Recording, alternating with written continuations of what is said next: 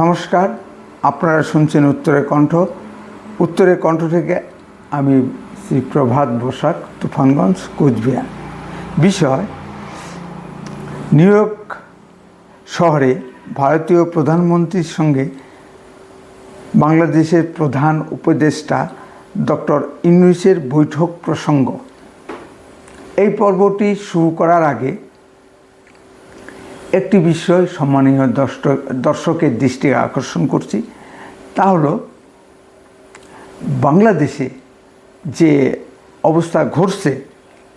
আমরা দেখছি যে কুড়িগ্রামের স্বভাবকবি রাধাপদ রায়, বয়স ৮০, তার ক্ষত বিক্ষত পিঠ, এবং আরেকটি সংবাদে দেখা যাচ্ছে যে 2 সন্তানের জননী এক হিন্দু রমণী তার বাড়ির থেকে তুলে নিয়ে যাওয়া হয়েছে। এই প্রেক্ষিতেই পর্বটি শুরু করলাম। সংবাদ সূত্রে প্রকাশ যে জাতিসংঘের সাধারণ অধিবেশন আমেরিকার নিউ ইয়র্ক শহরে অনুষ্ঠিত হতে যাচ্ছে। এই অধিবেশনে পৃথিবীর সকল রাষ্ট্রের প্রধানরা উপস্থিত থাকবেন। সেই হিসাবে মাননীয় মোদিজি ও ডক্টর ইউনূস সাহেব উপস্থিত থাকবেন। বাংলাদেশ সরকারের কাছ থেকে এই অধিবেশনের ফাঁকে দ্বিপাক্ষিক বৈঠকের প্রস্তাব দেওয়া হয়েছিল, কিন্তু ভারতের পক্ষ থেকে সময়ের অভাবজনিত কারণে নাকচ করে দেওয়া হয়েছে। সঙ্গত কারণে কিছু প্রশ্ন উঠেছে।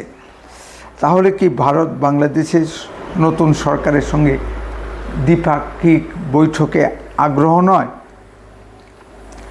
উপরন্তু বাংলাদেশের বিদায়ী প্রধানমন্ত্রী মাননীয় শেখ হাসিনাকে ভারত রাজনৈতিক আশ্রয় দিয়েছে। বিষয়টি ভীষণ স্পর্শকাতর।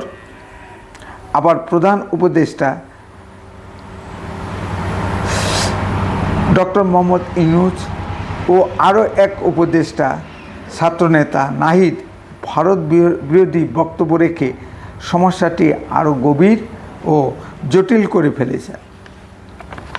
স্বাভাবিকভাবেই প্রতিবেশী রাষ্ট্রের পরিচালকদের দায়িত্বজ্ঞানহীন মন্তব্য ভারতকে বিস্মিত করেছে, ফলে সম্পর্কে জটিলতা সৃষ্টি হয়েছে।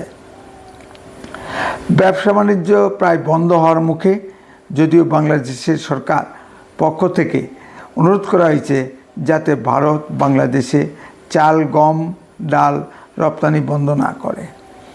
আরও কিছু প্রশ্ন দেখা দিয়েছে, যেমন বাংলাদেশে হিন্দু নির্যাতন,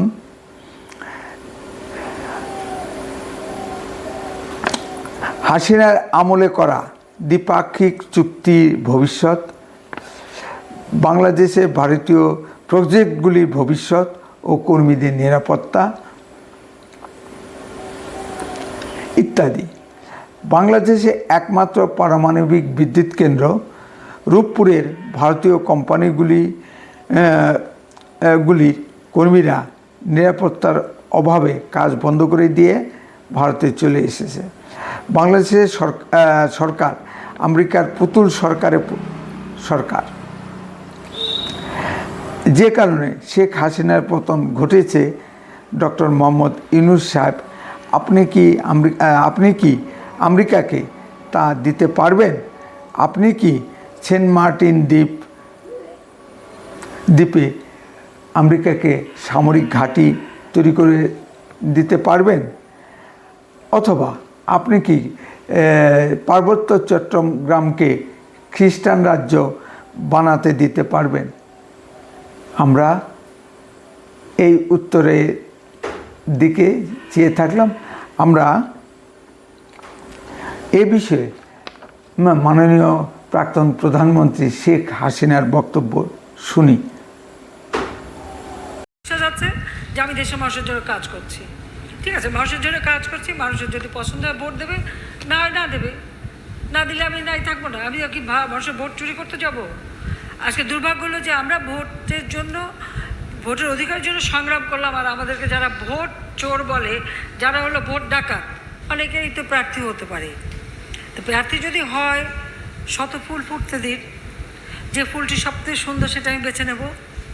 অতীতের ধারাবাহিকতায় বিএনপি এবার দেশের স্বার্থ ও সেন্ট মার্টিস দ্বীপ বিক্রির মুচলেকা দিয়ে ক্ষমতায় আসতে চায় কিনা এমন প্রশ্ন রাখেন প্রধানমন্ত্রী। তার সাফ কথা, এ পথে হাঁটবে না আওয়ামী লীগ। তখন তো গ্যাস বিক্রি করার মুচলেখা দিয়েই ক্ষমতা এসেছিল, তাহলে এখন তারা দেশ বিক্রি করবে নাকি সেন্ট মার্টিন দ্বীপ বিক্রি করার মুচলেখা দিয়ে আসতে চায়? আমি তো এটুকু বলতে পারি যে আমি জাতিপিতা বঙ্গবন্ধু শেখ মুজিবের কন্যা। আমার হাত থেকে এই দেশের কোনো সম্পদ কারো কাছে বিক্রি করে আমি ক্ষমতা আসতে চাই না।